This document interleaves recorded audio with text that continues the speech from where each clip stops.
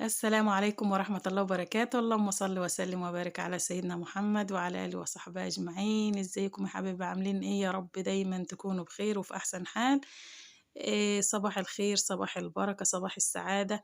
شايفين ما شاء الله حاجة كده زي العسل اهيت. بس قبل ما ندخل في الفيديو، لايك وشير للفيديو، ربنا يبارك في عمركم يا رب.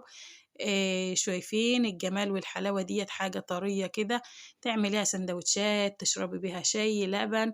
ما شاء الله جميلة وزي الفل ومش مكلفة نهائي خالص، يعني بصراحة مش مكلفة. قبل ما ندخل في الفيديو بقى، لايك وشير للفيديو، ربنا يبارك في عمركم يا رب. أحسن إخوات في الدنيا كلها. شايفين ما شاء الله لونها زي العسل وطعمها زي العسل إن شاء الله. يلا بقى كده نشوف المكونات بتاعتنا عبارة عن إيه. بصراحة أنا ما مش بعاير. معايا هنا شوية لبن، حطيت عليهم شوية دقيق، ومعايا خميرة حط عليها شوية مية دافيين وشوية سكر، معلقة من السكر، وركنتها على جنب. وحطيت معايا هنا شوية سمسم، وكله كده على بعضه، وهقلب لحد اما اعجن الدقيق بتاعي ده. الخميرة انا بحط الخميرة وبحط عليها شوية سكر، معلقة صغيرة كده يعني من السكر، واللبن دافي، وكمان السمنة بتاعتي دافية. انا مش باخد سمنة كتير، انا باخد بس شوية سمنة صغيرين ما شاء الله. شايفين؟ حطيت عوزت شوية دقيق كمان، حطيتهم اهوت، وحطيت شوية سمنة صغيرين، لان دي حاجة طرية مش محتاجة ان انت تحط فيها سمنة كتير ولا زيت كتير ولا الكلام ده كله. حطيت الخميرة بتاعته ما شاء الله متفاعلة وزي الفل. حبة السكر مع المية الدافية بتخلي الخميرة تشتغل معاك بسرعة. دي خميرة بيرة مش خميرة فورية.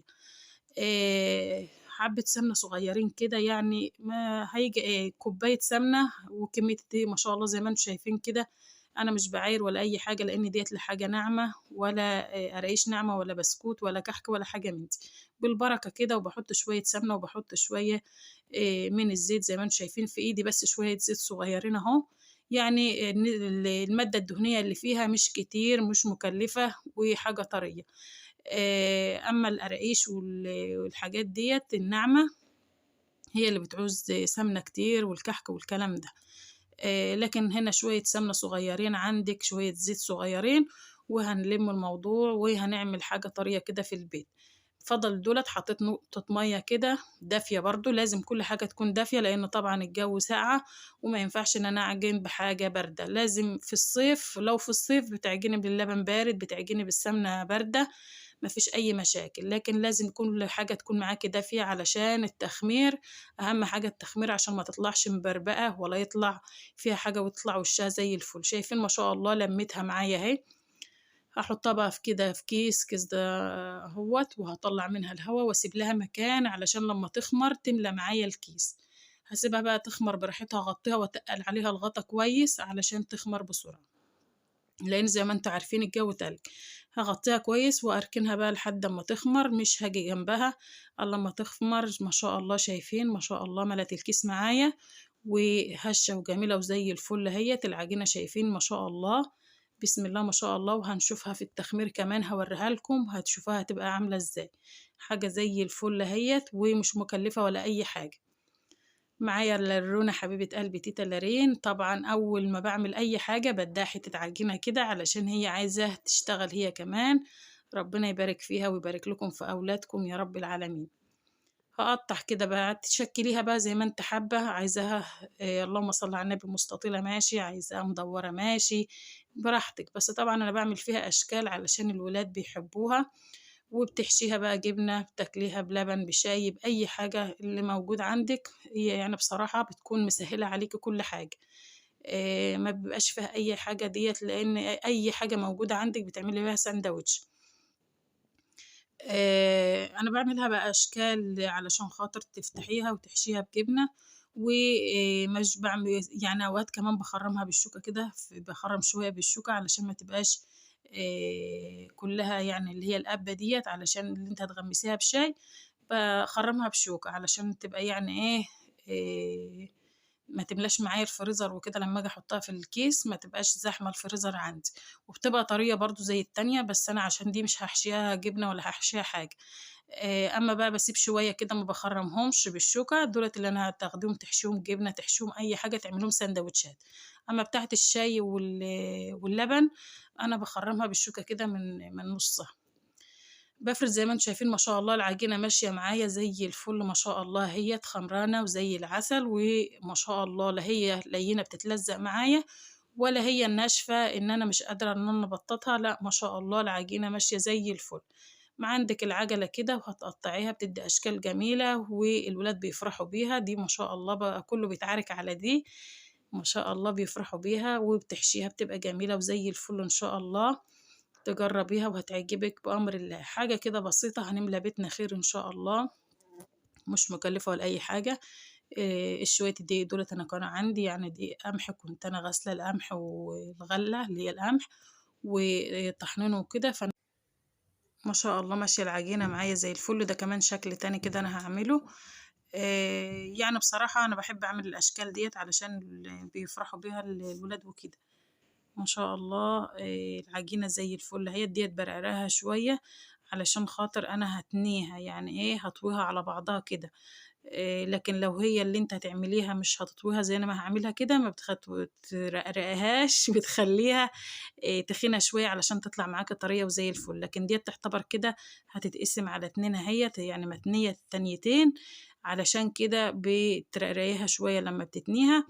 بتديكي نفس سمك اللي هي الايه التقطيعة الواحدة، يعني لما بتفرديها كده وبتشقها على طول ما بتتنهاش، بتبقى نفس السمك ده، شايفين اهي ما شاء الله شايفين، بتبقى نفس الحجم ده كده. علشان كده انا برقراها شوية لما بتنيها او بطبقها كده بتبقى معاكي نفس الحجم بتاع اللي هي بتقطعها على طول اهي زي ما انتم شايفين كده ما شاء الله. كده كمان شكل كمان اهو. الأشكال ديت بتفرح الولاد وبتفتح نفسهم يعني ما شاء الله، فأنا عشان كده بحب أعمل التشكيلات الحلوة ديت. هي يعني تعمليها بقى لو عايزة في قراقيش برضو بتعملي التشكيلات ديت بتبقى شكلها حلو. هي مش مكلفة، وزي ما قلت لكم حاجة يعني مش مستخدمة فيها سمنة كتير ولا أي حاجة. شايفين ده شكل كمان أهو. كده أنا عملت دولت بقى معايا بقى طبعا بغطيهم وبتقل عليهم الغطا علشان خاطر الجو تلج لما يخمروا معايا بالشكل ده.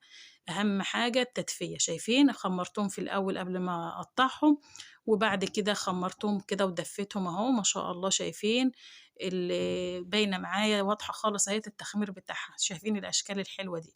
طبعا أنا في الوقت ده مولعة الفرن بتاعي من فوق ومن تحت ولحد ما سخن، وحطيت الصينية بتاعتي كمان اللي أنا هخبز فيها. إيه اللهم صل على النبي اهو، شايفين كذا شكل وكذا رسمة يعني. إيه إن شاء الله يعني إيه نعملها كده، حاجة مش مكلفة يعني، حاجة بأقل الإمكانيات، لكن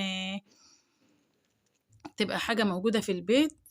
اللي بيعوز ياخد أي سندوتش ولا أي حاجة بتبقى طرية أحلى كمان وأفضل وأغذ من العيش الفينو، لأن ديت فيها الحليب وما شاء الله أنت حاجة كده عاملاها بإيديكي.